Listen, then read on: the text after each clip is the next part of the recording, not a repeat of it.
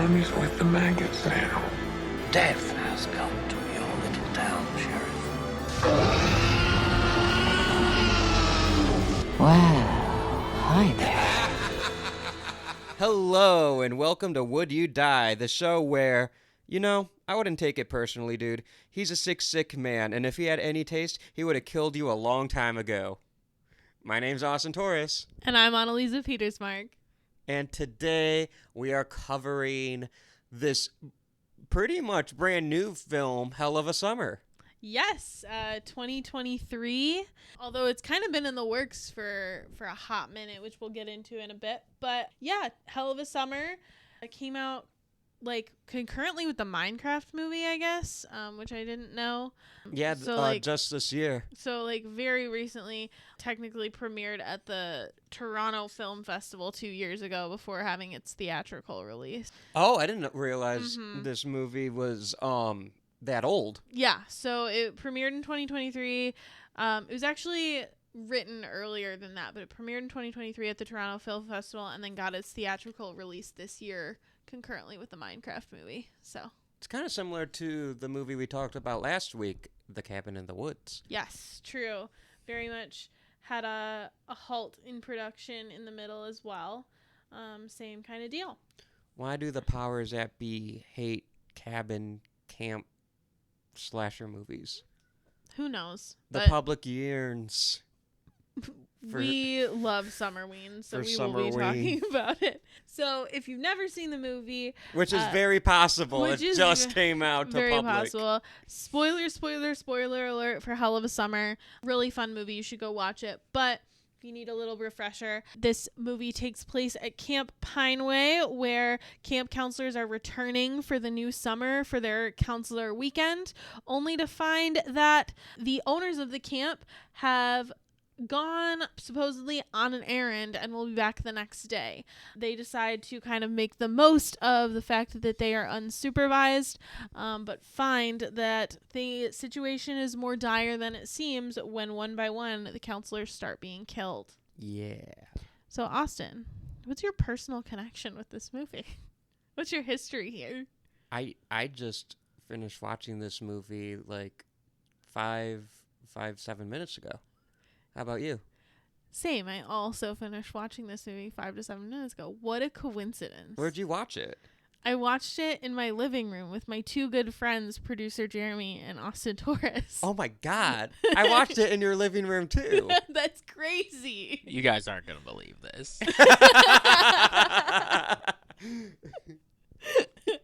So yes, we did decide it would be fun, since none of us had seen this movie, to watch this one together right before recording. So you're kind of getting like fresh takes for everything here, which is pretty fun. Yeah, very fresh. We just watched this. Yes. Maybe too fresh. Perhaps, but that's okay. So just for some historical context, this movie was written and directed by Finn Wolfhard, who you probably know mostly from Stranger Things, but also from other movies. Like It Chapter 1 and 2. That's true, yes. He plays Ricky. Mm-hmm. Richie. Kid Bill Hader. Yes. And also Billy Brick, who was in the Ghostbusters movie with Finn Wolfhard, that came out in 2019, I believe. The one with Paul Rudd? Yes. I haven't seen it. I also haven't seen it. But Billy Brick and Finn Wolfhard met on that set. They both realized they wanted to do writing together, and so they settled on doing a slasher film. And their concept for this film was basically a guy who was so low on the totem pole of kills that he just kind of kept getting forgotten. And then this is what this movie turned into. As far as influences, both of them have cited this is a tribute to Shaun of the Dead. Very heavy on the comedy aspect of comedy horror, but definitely kind of related to that like solo person in a horror flick vibe. I can kind of see the Shaun of the Dead influence, where it's like the main protagonist is a character who is just underachieving. Yes. He's not they're not reaching their potential, and everyone around them like, Mm-hmm. buddy. Yes. So our main character, Jason, is a man who has recently graduated from law school. And instead of taking a law internship, he decides to go back yet again to the summer camp to be a camp counselor. He is 24 years old. All of the other camp counselors are like 18, 19, 20 range. And everybody kind of is wondering what he's still doing there. But he keeps coming back. With that being said, kind of more historical context, we are talking about two people who were 19 and 20 in 2022. Mm-hmm. So they started writing the movie in 2019. Kind of production and getting a cast and everything got halted in 2020. I will leave that to interpretation as to why. It was the global pandemic we had. I don't know why I said I was going to leave it to interpretation. That was silly. But then, so they kind of started back up again in 2022. We're really struggling to find financial backing specifically because of the fact that they were 19 and 20 at the time. And eventually Neon picked up the movie, as well as Jason Bateman's production company signed on to be producers. So they eventually found the stuff. They wrapped up principal photography in 19 days, which Pretty was, and then they were pretty much like editing by December of 2022. And then, like I said, it premiered at the Toronto Film Festival in 2023, which is why it is considered technically a 2023 movie and not a 2025 one. Yeah. With festival stuff, it can get wonky because sometimes, like, it takes a while for a film to find a distributor. Right. Which is weird that Neon didn't just distribute, or maybe Neon wasn't distributing I was as gonna much say, in 2023. Yeah, I think they did, but I don't know why they didn't do it right then. Either way, the point is that it had a theatrical release earlier this year. Yes. So it took a long time, just like you said, Cabin in the Woods. Took a long time to get made, but definitely kind of eventually got there. This is a film that we're at the beginning of its history. Yes, definitely. So Cabin in the Woods comes out, like, it's shot in 2008, 2009. Mm-hmm. It's completed, takes a couple years, is public in 2012. Cabin in the Woods has had time to gain an audience. I think we talked about it. It made money. Yeah. But really found its audience after. Yes. The theatrical. Yeah, and Hell of a Summer really didn't do too terribly in the box office. It was projected to have a $1 million opening weekend, and it opened with 1.8. That's pretty good. Performed about as expected, especially when going up against the Minecraft movie, which obviously, like, every child went to go see ever. Right. So, yeah. And for this not really having a marketing campaign. Right. Yes. Not like the Minecraft movie, you know. Mm-mm. It was just kind of, well, we'll just throw it in theaters, see if people Its marketing campaign was basically Finn Wolfhard's Instagram. Like, that was kind of what we got. That's the case for a lot of these smaller films. Right. And don't get me wrong, having obviously, like, what would probably be considered a household name attached to it is a big deal, but not really the same as having, the budget for advertising. So. Right. But, there's still a chance it can find its audience, Yes. Mm-hmm. So, Summerween. What did you notice? It's a hell of a summer. Ha! Takes place at summer camp. Yes. There be bugs. There do be. So, yes, obviously, very kind of Friday the 13th-esque. Yes. For context, I'm raising my hand to ask a question. Please. Did you go to summer camp? I did go to summer camp. I went to a couple different summer camps. I went to, when I was like early middle school, I went to a couple church camps for a couple summers, Camp Nice. Barrakel. And then I went to Blue Lake, which is, if you don't know, a performing arts camp in mid-Michigan. Pretty internationally famous. I went there for a couple weeks. What about you? Camp? I was a Boy Scout. Okay, so you went camping at the very least. Yeah, Oh, yeah. legit. I made Eagle. Look at that. And then I made Eagle, turned 18, and never looked back. Yeah, because just like our main I am protagonist, not the main character. I was gonna say, just like our main protagonist, Jason, it gets a little weird post 18. What about you, Jeremy? Did you ever go to camp as a child? I did, yeah. My father sent me to a YMCA camp where the sea was heavily influencing all of our activities. For those of you that don't know what YMCA stands for, so that is Young Men's Christian Association. And that's important because neither myself nor my father are Christian. My Jewish father sent me to a very Christian Bible camp. Listen, I mean, you're embracing other cultures. I guess that's You're broadening your worldviews. that is really funny. Actually, I didn't know that about you. And also, I'm going to consider band camp as kind of like a summer camp. Oh yeah. Because it's camp Did you in the guys summer. do like a sleepaway camp, or was it like a day camp? My band camp was a sleepaway camp. Mm-hmm. And it was in like legit cabins. Nice. You did drum corps too, so That is also a like. little. Oh That's yeah. more like touring. Oh yeah. And there are camp elements because we're outside all day. Mm-hmm. But we're sleeping. It's like camping on a bus. It's camping on a bus and finding like middle schools and churches. I'll be like, hey, can you let 70 kids sleep on your gymnasium floors? Please. When I describe They're gonna be weirdly horny about it. I'm sorry. when I describe the drum corps activity out loud, it's insane. Yeah, because you pay money to ride on a bus, sleep on gymnasium floors, and do band. And they're like, this is like the professional league of marching band. And like, professionals get paid. Like, I'm paying you. Yeah. Yeah. But that is how you have to describe it to like non-band people too. You have to be like, it's kind of like professional elite marching band. I don't really know how else to say it. It's like, is it fun? I think so. People like, it's weird. And it's like, yeah, it is. But you do it.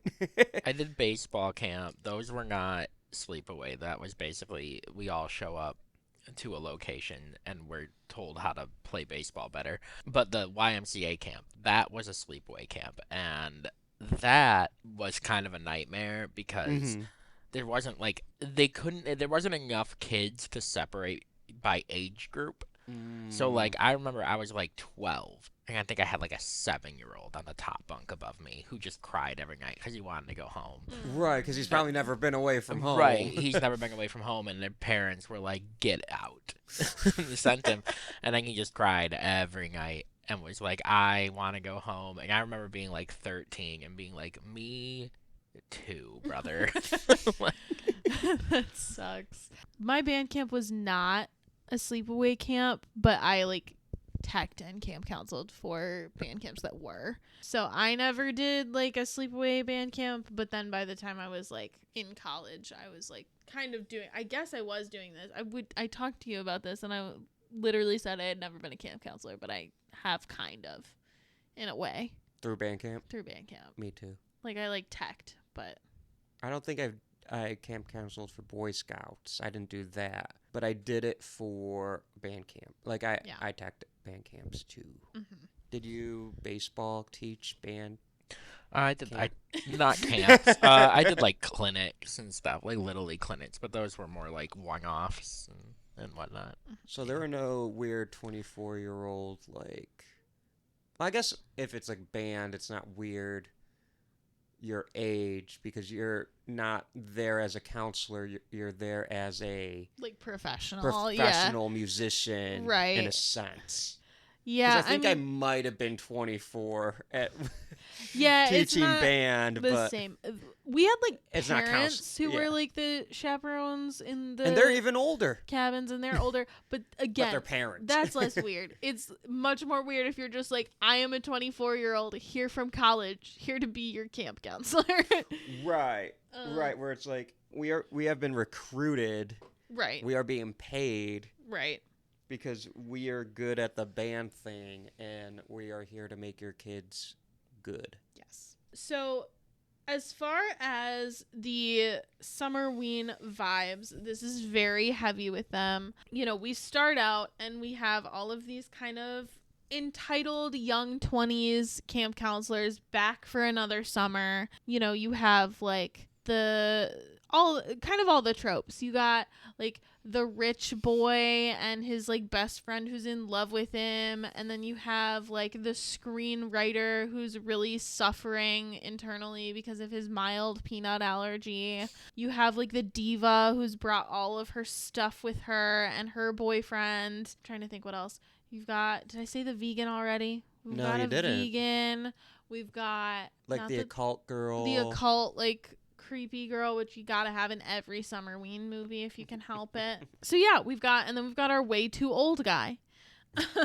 And so we've already kind of mentioned his name is Jason. This comes up later when they mistakenly believe that he is the killer. Mm-hmm. And so we get a little like Jason Voorhees reference with that, which is really fun. Camp Crystal 8. You gotta love Killer Jason on the campground. True. Yeah, so I'm wearing my Jason socks. you are wearing your Jason socks. Not Jason from this movie, Jason Voorhees. It'd be crazy if you just had like this 24-year-old man on your socks. For a movie that I have, like, That I would you have bought hadn't these seen. socks not having seen the movie. Yeah. But like I said, this movie kind of has all of the tropes. It has really fun kills. So let's talk about some of the kills. At the very beginning, you have the two owners of the camp. Spoiler alert, they are already dead. And the guy gets his guitar shoved down his throat, which is really fun and visceral.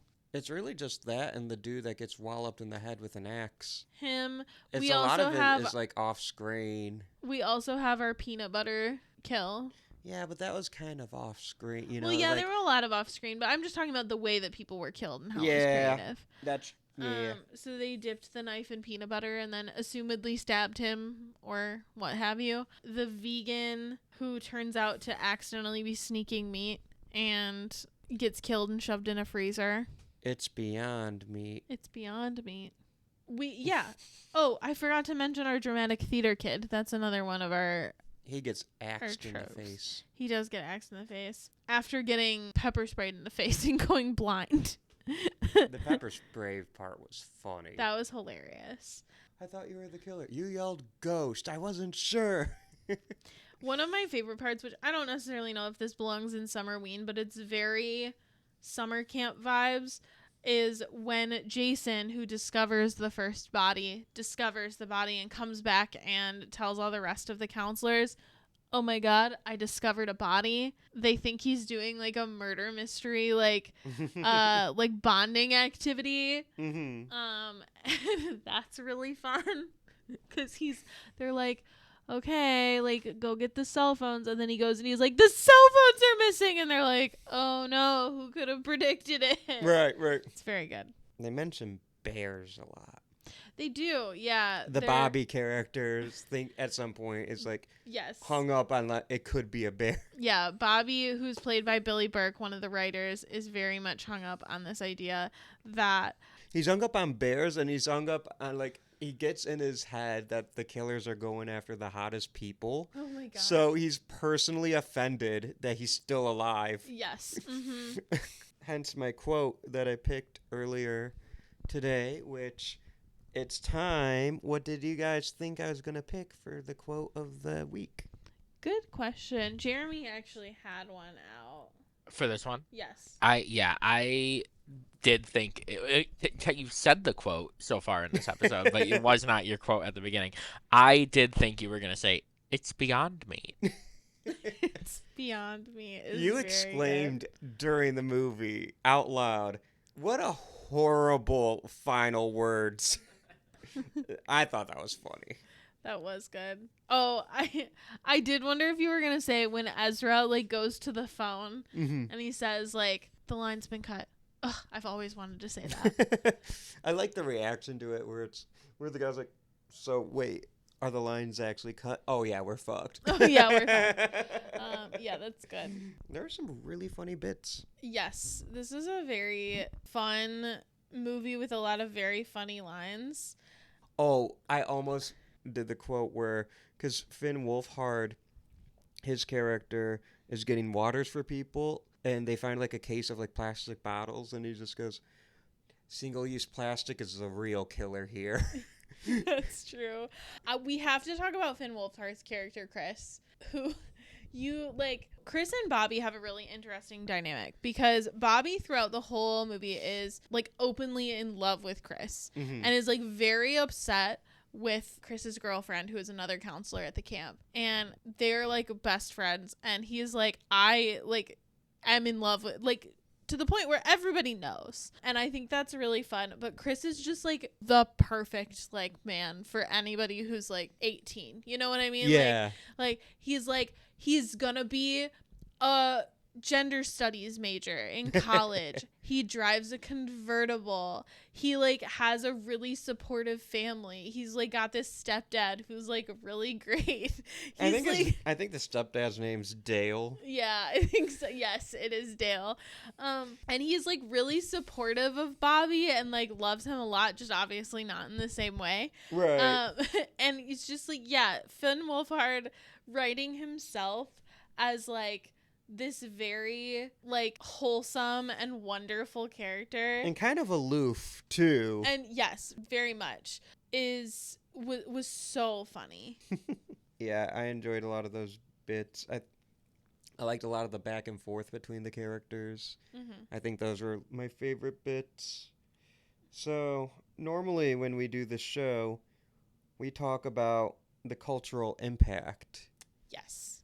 But kind of like werewolves, it's It's- hard because it's this is a fresh. tiny movie Yes. that just came out. Yes, it did introduce two new filmmakers to the scene, Billy Brick and Finn Wolfhard, and I really do hope to see more from them. I'm really intrigued to see if they stick with the horror genre, if they lean more comedy, what they decide to do next. I mean, Finn has mostly been in horror or horror adjacent properties, but not exclusively. He was also in, I believe it's called The Goldfinch. Is that the movie? I don't know what that is. And it was a movie based on a book that I didn't read. So, He has a little role in that Saturday Night. yes. He's like in the beginning and the very end, I believe. Yes.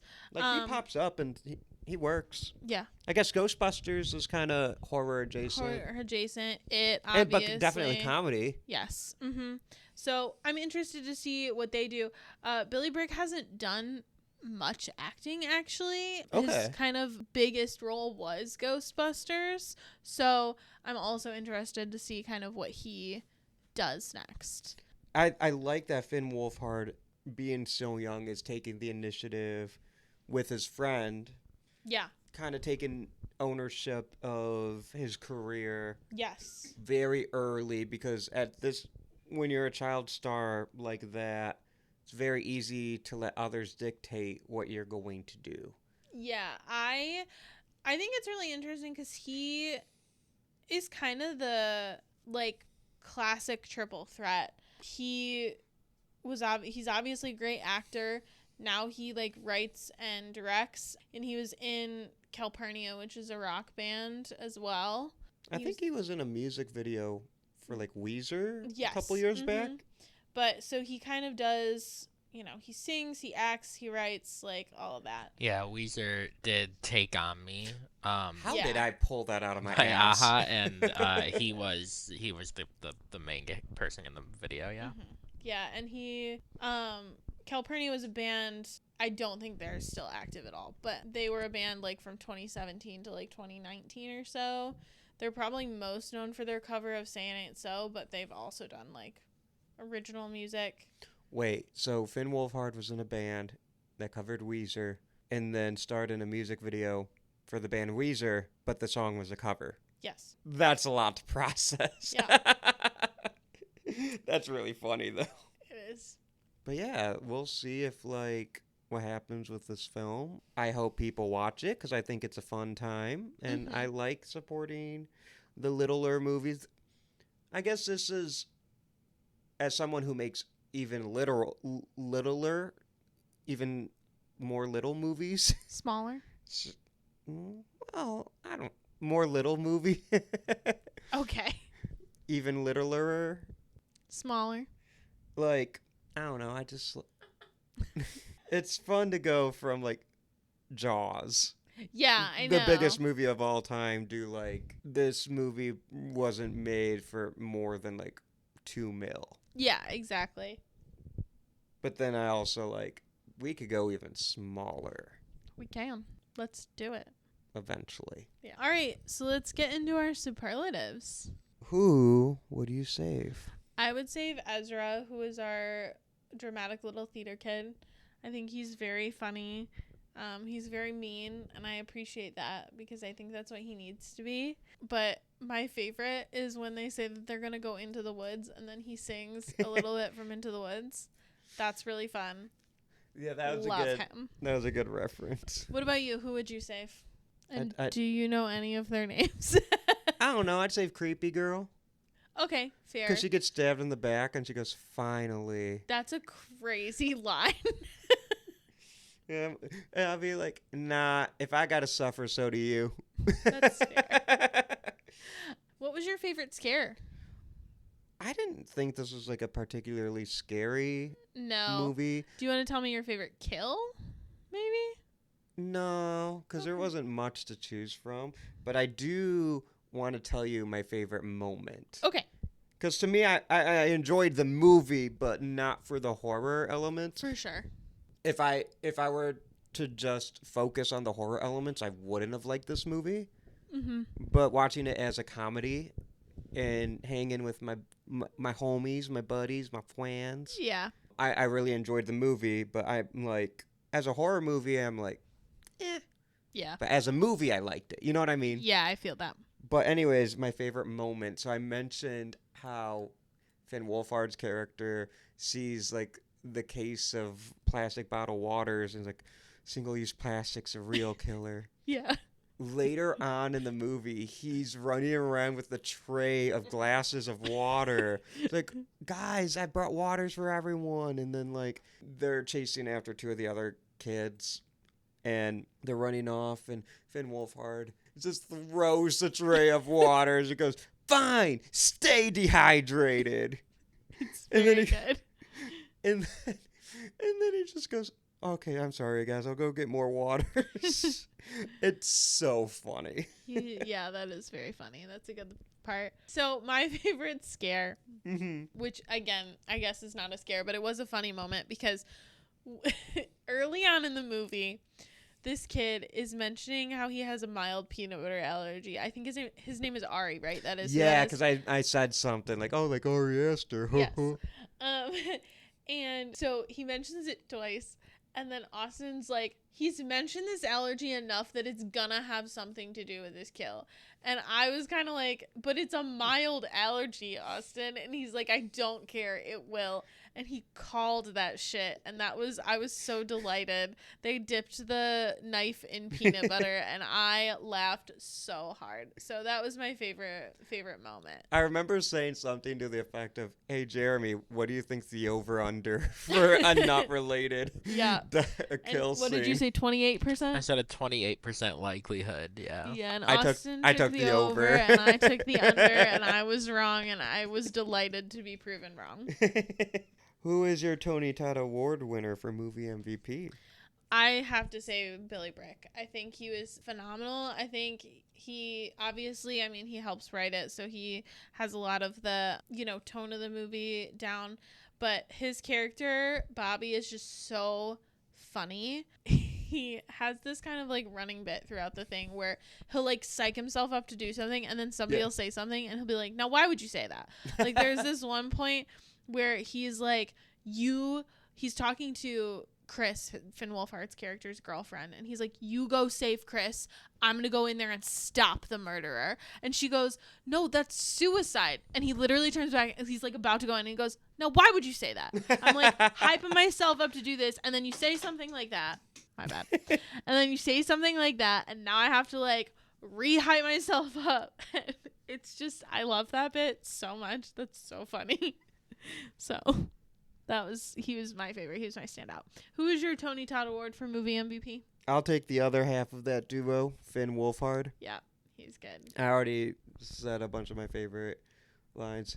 Them together is really fun because like they're not like arguing, but they're like bickering in the car like an old married couple, or like two guys who have been best friends for forever. Forever, yeah.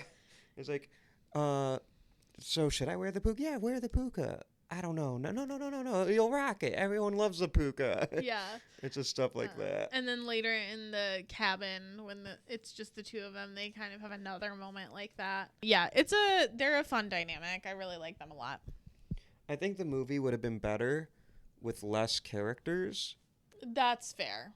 Yeah. And I wouldn't have focused it on Jason. Just you would have focused it on those two. I would have made that a buddy comedy. Yeah, I think I agree. I understand from like an ego perspective, like you don't always want to make yourself the main character of your movie. But I do think I liked Jason, but I do. He's think, right. I like the actor. Yeah, I think he was great. I think he would have been a good background character, and I think he would have been a good kind of what he was, which is like red herring for the... Okay, is the score better than Jaws? There was a score? Oh, that was really mean. Why would I say that? I did not notice it, though. Well, it wasn't bad. Yes, and we've talked about that. If you notice it in a bad way, that's worse. That's a bad score. Yeah. I agree. It was very drum kit heavy. It was a lot of like I can't driving say heartbeat. Shit. Jay McCarroll. There were some good needle drops. Yeah, that's true. Jay McCarroll is like an indie composer. He mostly composes for like his own short films. Okay. So definitely probably his biggest project to date. Pretty ambitious, but yeah, I think a lot of his stuff was like drum kit heavy, kind of. He can only driving beats. Yeah. Mm-hmm. It's only up from here. Positivity. Yeah. So would this be a fine addition to your collection? I'm good. That's literally what I wrote. I know. You put it so succinctly. And I'm like... it's cute. I'll probably rent it again at some point. You know what? If I'm like at the store and it's there and it's like $12. Yeah. Yeah, why not? Sure. But like I'm not going to go out of a physical release if I'm being honest. I mean, if I find it, if it comes across my way, I'll throw a couple bucks on it, but I'm not going to go out of my way. Yeah, that's fair. Yeah. Okay, so we're going to do the Letterboxd review section, and we are going to give our own opinion, and then we have a special bonus part of the Letterboxd review section for this week. So would you like to give your review first, or would you like me to give my review first? I can go. I said cute. I liked the comedy bits more than the horror, and I couldn't remember who was who, but I laughed a bunch. A great movie with friends. Smiley face. 3 stars and a heart. Cute. My Letterboxd review was, for two young filmmakers, this was such a fun first attempt. The motive being a reskin for Scream 5 was disappointing, and I feel that the personalities of the entitled young camp counselors was very much bodies-esque, but the comedic beats hit, and the kills were sufficiently creative to make this a fun movie night with friends. 3 stars. So, here's where we come in special. Our very own producer Jeremy has created his Letterboxd. Let's go! So, he's going to give you his review, and then we are going to, for the first time, go over his Letterboxd top 4, which I really hope he's thought about. I have thought about it. Okay. I'm excited for you guys to hear it because I think there's going to be 3 of the 4 that, Austin, you may not know. Anneliese should, in theory, know. And there's going to be one that I think surprises both of you that make my top 4. All baseball movies. There's you can't. Only one. So, wow. Okay, review. Argyle. My review of Hell of a Summer. Very fun movie. First, 3.5 stars. A very fun movie. A great excuse for Finn Wolfhard to play an adult. I hope they let him do that again someday. It's a very good review, Snaps. You already have 3 likes on that review. Do you really? Well, 2 of them are probably us. That's fine. I was the 3rd like. Then who's the other like? Was it a strange person? It may be. Wow. Okay. Okay. So So I'm gonna put these reviews on my Letterboxd at a later time when I can actually write reviews of these 4 movies. yeah, your top 4 though you can just add. I You can, don't I- have to- okay. But we'll Okay. We'll teach you We'll do how. that in We'll a show you moment. how. Yeah. But are these in a particular order? Or are they So, just kind of? They're gonna- going to be in They're an gonna order. be. Yeah. So I'm gonna start Okay. with my number 4 movie. Okay, I'm ready. Okay. My number 4 movie, which is a movie I don't think I've ever talked about with Anneliese, is the movie 50-50, starring Joseph Gordon-Levitt, Oh shit. written by Seth Rogen. You have talked to me about this I several times. love that movie. I think it's the first time that Seth Rogen was like, I'm gonna do like only 4 weed jokes. And he fucking nails it. It's a phenomenal movie. It pulls at your heartstrings, but it's still like that Seth Rogen funny, not like Pineapple Express stupid, like just weed joke comedy, but like it's funny and it like pulls at your heartstrings. It's a great movie. I hope everybody This is goes the and watches cancer it. one, yes? It is the cancer Okay, one. yeah. So if you're like not into cancer, you shouldn't watch it. That's a Letterboxd review right there. If you're not into cancer, you shouldn't watch yeah. it. Okay. Okay, so that's number 4. That's number 4. Great. Number 3. Mm-hmm. This one is not going to be like a hot take. It's probably in a lot of people's top 4s. But Everything Everywhere All at Once is one of my favorite movies ever made. Yeah. I think it's I think it came out in a time where I think Hollywood was struggling for original screenplays and really original ideas, and that movie is one of the most original ideas I think that has been out in recent memory. Love Yeah. that movie. I agree. Yeah. My number 2. This one should not be surprising. Austin. Moneyball. Moneyball. Oh, Let's go. that was crazy. Not only one For of those of you listening off at home, he did the point thing from Moneyball. So one day we'll be on YouTube. You guys will all see those visual cues. Moneyball might be my favorite sports movie. Moneyball is my second favorite. and that's fair because Annaliese's favorite is Miracle. Have That's you a ever good seen one. Which is a Miracle? great one. Yeah, Kurt Russell. Okay. Yeah. I'm just making sure. I was a kid though. I That's have not seen. It's phenomenal. Everybody should watch it. This is not about me. Go ahead. Moneyball. Moneyball is not just one of my favorite baseball movies of all time. It's probably it is my favorite sports movie of all time. I think Moneyball transcends sports. I think you could watch Moneyball knowing nothing about baseball, knowing nothing about sports, and come away being like, that was an awesome movie. I can confirm. I was gonna say, I also can confirm. At this point, I know a lot about baseball. When I watched that movie for the first time, I did not. Yeah, it's I know shit about baseball, and every time I watch Moneyball, I'm like, hell yeah. Brad Pitt was nominated for an Academy Award for that movie as Best Actor for like one of the slowest paced movies of his entire career. It's a phenomenal film. Yeah. All right, number 1. Number 1, I have a feeling I know the answer, but I'm. I gonna also let have you a say- guess. Do you want to guess first? No. But I want. Wait, no, we should guess first. Okay. Go. okay. I'm gonna guess Indiana Jones and the Last Crusade. Okay, my guess is gonna be Back to the Future. It is Back to the Future. Okay.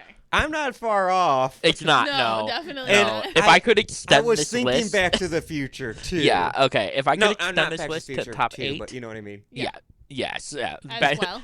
As Back well, to the thank you. Future Part 2 is my favorite movie of all time. No, Back to the Future is it's my favorite trilogy. It's those Okay. 3 movies combined are my favorite trilogy. The first Back to the Future, in my opinion, is literally a perfect movie. I have a Letterboxd review where I'm like, I do not believe in perfect movies. Anyways, Back to the Future is a perfect movie. it's so good. I Uh-huh. love it. I love all the jokes that get made about it, especially in 2025. I don't know if you guys have seen the John Mulaney bit where he jokes about like how they pitch that movie in the studio, but it's amazing. I love that movie. That's a movie I come back to as a comfort movie, and I think that we talked about this when we did Teen Wolf. The fact that Michael J. Fox did like 39 projects in the span of a week, and one of them was Back to the Future, one of them was Teen Wolf, and the other one was, what show was he in? Family Ties. Family Ties. Yeah. Like, he's doing all of these things. All three are amazing, and like two of the most iconic roles between Teen Wolf and Back to the Future, all in one swoop. But so those would be my top 4. You would say that would be one hell of a summer. It would be one hell of a summer. I actually think Roll credits. I actually think your top 4 is like a phenomenal top 4 because it really like goes through all of the genres. Mhm.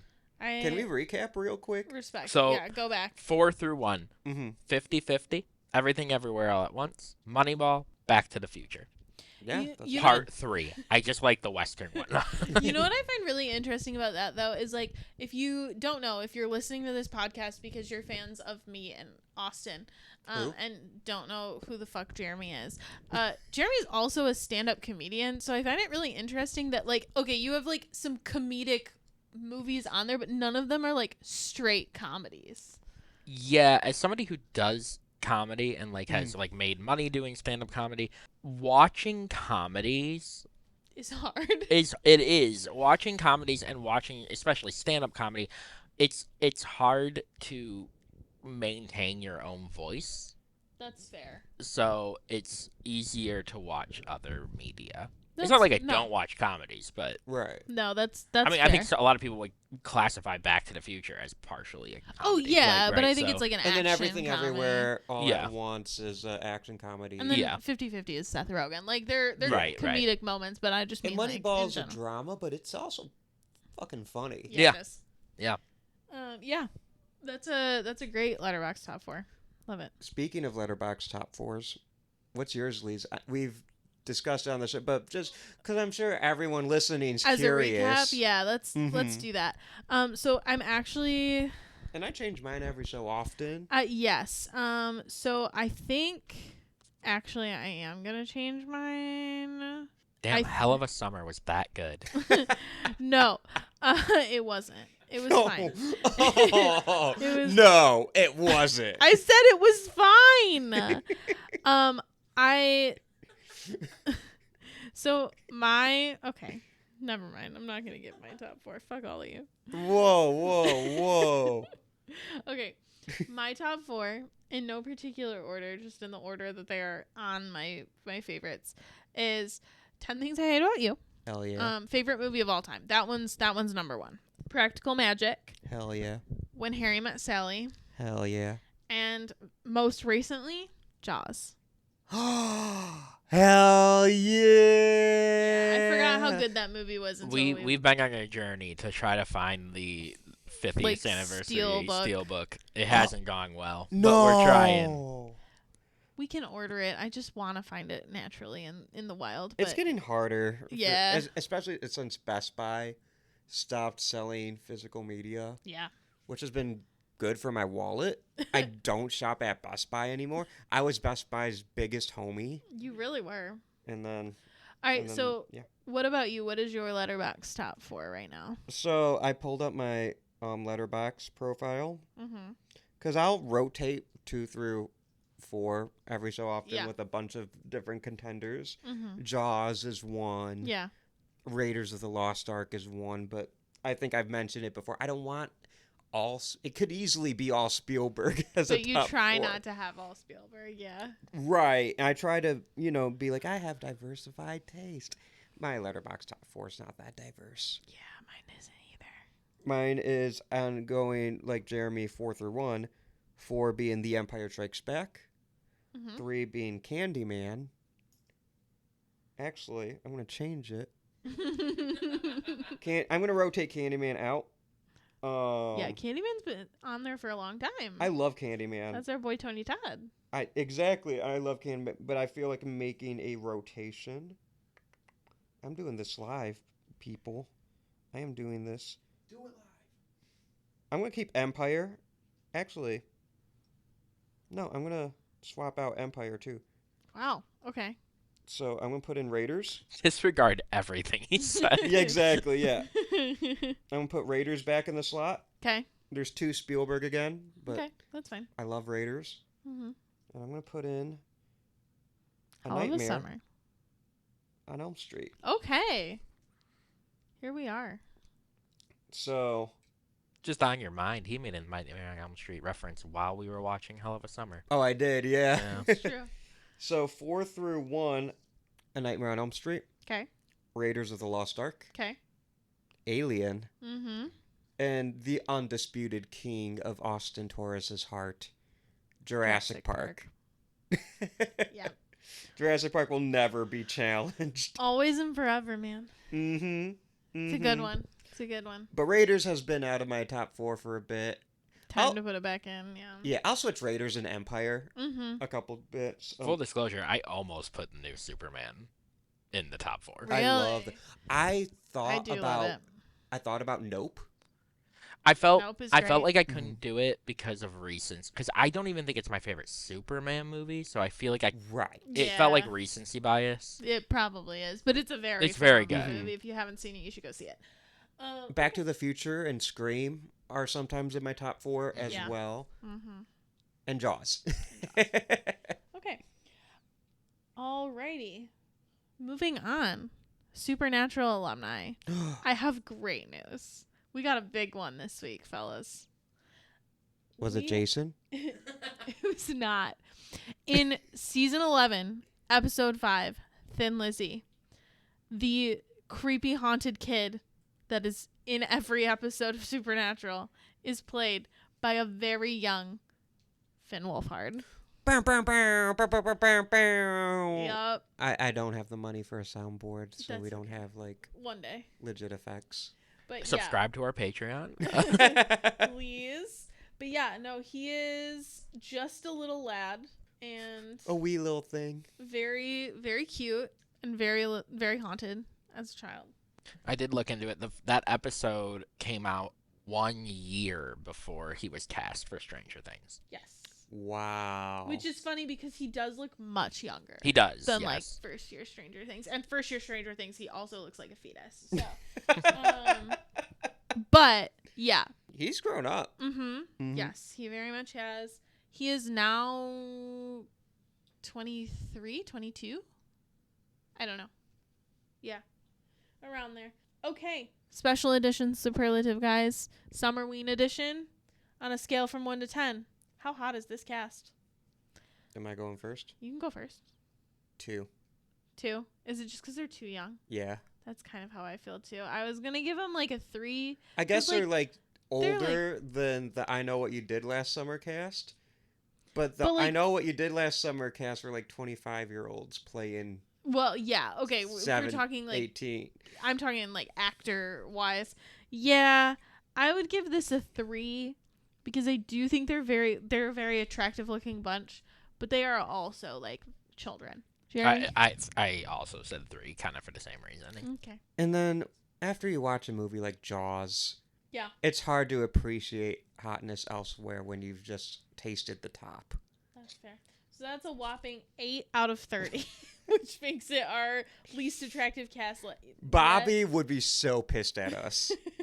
Bobby would be like, guys, this is random, right? yeah. This is weird. random, please. You forgot I was in it, right? Yeah. Yeah. So, sorry to this man, but it's just because you're children. Sorry to this man. It's just because you're a child. Yeah. Exactly. You got it. So, Austin, Yes. would you die? No. Why? I am an Eagle Scout. Not a camp counselor, or because you know how to I'm survive? better than a camp counselor. That's fair. You were always prepared. I am a master of nature and the forest. Is that what they say?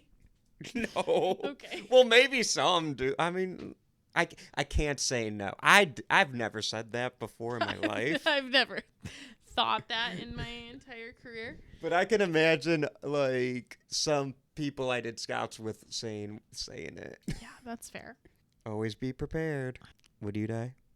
You almost forgot to ask me. I did. I would not die because I would not be a camp counselor. I would just simply stay home. I do enough with children in my Oh, that's fair. regular life. I'm not spending my summers with them. I don't usually answer this question, but same. That too. So that's our episode. Yes. it Hell is. of a summer. Hell of a summer. Hell of an episode. And it's been one hell of a summer too. Because True. it's hot. It's hot as fuck. So Anyway, where can the people find you? they can find me not at Camp Crystal Lake, but it's not even the right camp. I don't give a shit. But they can find me on the social medias at Austin and Torres. I'm mostly active on Instagram. Letterboxd. I just updated my top 4. I'll probably update it again later. For sure. You guys can find me at Whimsawillow everywhere. Instagram, Letterboxd. Yeah, follow me there. Jeremy, where can they find your Letterboxd? You can find my Letterboxd at Annually Funny. You actually can find me at that tag, like everywhere. Yeah. But I mean, you can follow me on like Twitter and stuff. I will. It's all baseball tweets. If you care a lot about the Detroit Tigers and who they should trade for at the deadline, like, I got you. But if you care mostly about the movies, and if you're listening to this podcast, I assume you do, you can follow me on Letterboxd at Annually Funny. Nice. I love it. Oh, and you can find the Would You Die Yes. Show podcast, Insta, at Would You Die Show. Follow us on YouTube. You can listen to this. I mean, I'm assuming you're listening to this where you want to listen to podcasts, but we're also on YouTube, and we got other shows and my short films there. And we have a Patreon where our summer episode should be out soon. Or maybe it's out now. I was gonna say out soon. It will probably has already come out. If not, will be out soon. Yeah. Anyway. All I know is it's gonna be super. Bow, bow, bow. So our music at the our production is done by the wonderful Jeremy Lippitt. Woo. Our music is done by the illustrious Josie Palmer. Oh, I like that. Our graphics are done by the wonderful Alec Gibson at Crosshook Creative. Austin, you got a hint for next week? Bear. I'm Anneliese Petersmark. I'm Austin Doris. Try not to die.